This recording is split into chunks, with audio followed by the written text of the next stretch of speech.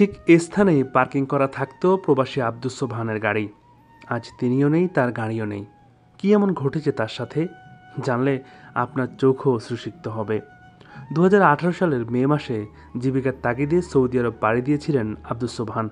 শুরুতে কাজ নিয়েছিলেন একজন মাতামের শ্রমিক হিসেবে, মানে তিনি হোটেলে কাজ করতেন।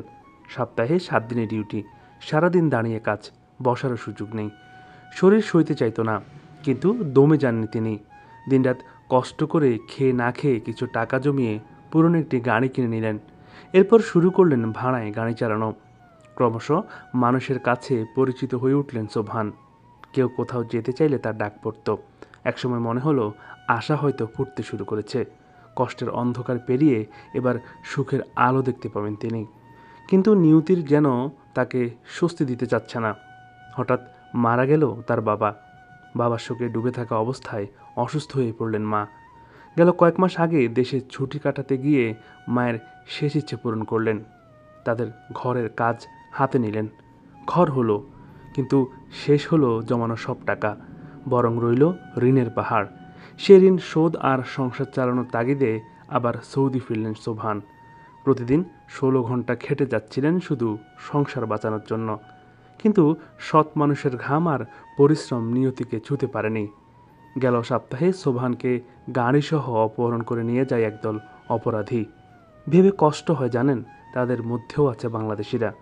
তারা নির্যাতন করে সেই ভিডিও পাঠিয়েছে দেশে, মুক্তিপণ চাইছে টাকার বিনিময়ে। আজ সোবহানের মা সন্তানের জন্য বুক ফেটে কাঁদছেন। স্ত্রী আর 2 ছোট্ট সন্তান যেন অশ্রুজলে ভেসে যাচ্ছে।